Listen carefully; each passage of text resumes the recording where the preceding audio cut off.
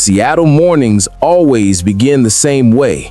Gray skies, cold air, and the quiet hum of people chasing something they might never catch. For Maya Lin, that something was peace. She came from Taiwan with a suitcase, a degree, and a belief that hard work could earn her a fair life. She was wrong. Inside the glass towers of downtown Seattle, she learned quickly. Fairness was just a slogan printed on HR walls. Her boss, Richard Carter, wore confidence like a crown. He smiled with charm that didn't reach his eyes, the kind of man who never raised his voice because his silence made others nervous enough. To the world, he was a visionary executive, polished, articulate, respected. But to his team, he was a quiet storm. You could feel him into a room before you saw him. The air itself seemed to shrink. He had a special way of talking to Maya, slowly, loudly, like she was a child trying to understand a language too big for her. He mocked her accent, corrected her grammar, dismissed her ideas, and sometimes smiled while doing it. And each time, Maya told herself, "It's okay, it's just words," but words can bruise deeper than fists. She kept a small plant on her desk, the only green in that gray office. Every morning, she whispered to it, "Let's survive another day." It became her ritual, one small promise to keep going. But the office wasn't kind to promises. Carter often took credit for her reports. Once, she stayed up until 2 a.m. perfecting a data model that impressed the board. The next day, he presented it as his own. When she spoke up, he smiled and said, "Don't worry, Maya, we're all one team." The kind of smile that says, "Know your place."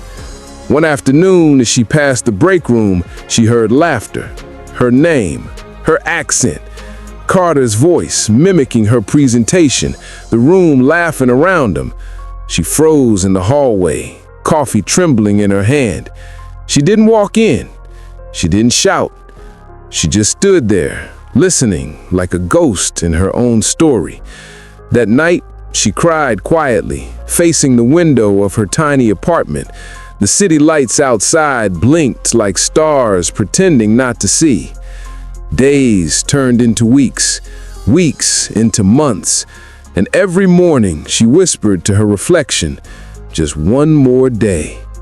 But pain has a pattern, and one day it repeats itself a little too loudly. Thursday, 11:47 a.m., weekly review meeting.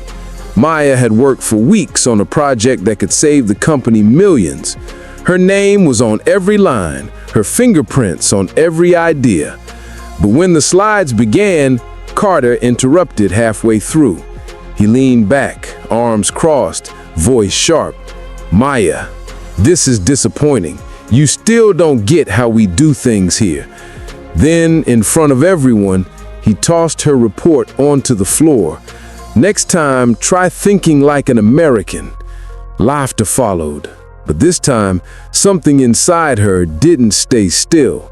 Her pulse thundered in her ears, her breath came short, but her voice finally found her. She stepped forward, eyes locked on him. "Maybe you should try acting like a human." The room froze.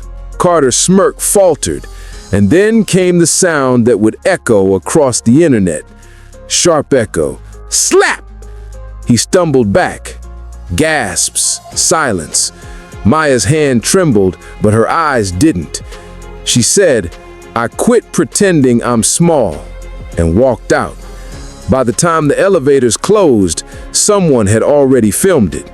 By evening, millions had watched. The slap heard around the office. Asian employee attacks boss. Workplace meltdown or act of bravery. The internet had its opinions. Everyone did. Maya didn't respond. She just sat in her apartment, staring at the headlines, her phone buzzing every minute.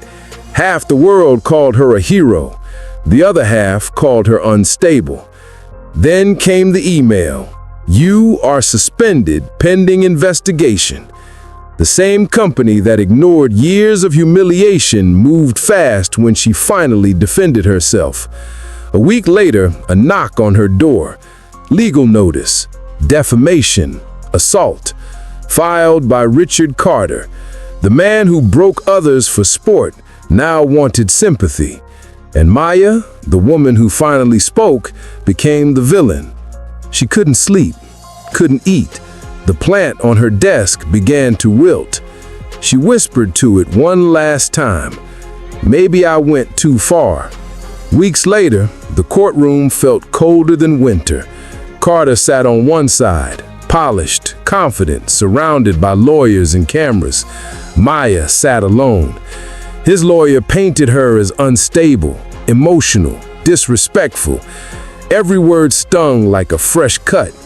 When it was her turn, Maya stood, trembling but steady. She told her story from the beginning, not with anger, but with truth. Every insult, every humiliation, every silent cry she buried just to keep her job. The courtroom was quiet, not out of respect, but shock. Then, from the back, a voice. A woman stood up. "He did the same to me." Another followed. Then another. Old employees, past victims, emails, recordings, proof of everything she had endured. Carter's mask cracked, live, under oath. The verdict was clear. Case dismissed. Carter fired. Maya walked out of the courthouse under gray Seattle skies. No cheering crowd, no victory music, just peace. A reporter rushed up, microphone shaking. She asked, "Was it worth it?"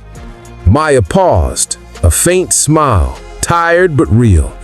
She said, "Sometimes standing up costs everything, but silence costs your soul." Weeks later, she returned to the office to pack her things. Her desk was empty, except for that small plant, still alive, still green. She smiled. Not because everything was perfect, but because she had finally remembered who she was before the fear. As she walked out, her reflection on the glass door caught her eye. For a moment, she saw the same woman who once whispered, "Just one more day." Only this time, she whispered back, "You made it." And somewhere above the clouds, the morning finally broke, not gray, but gold. Because the moment Maya spoke, the world began to listen.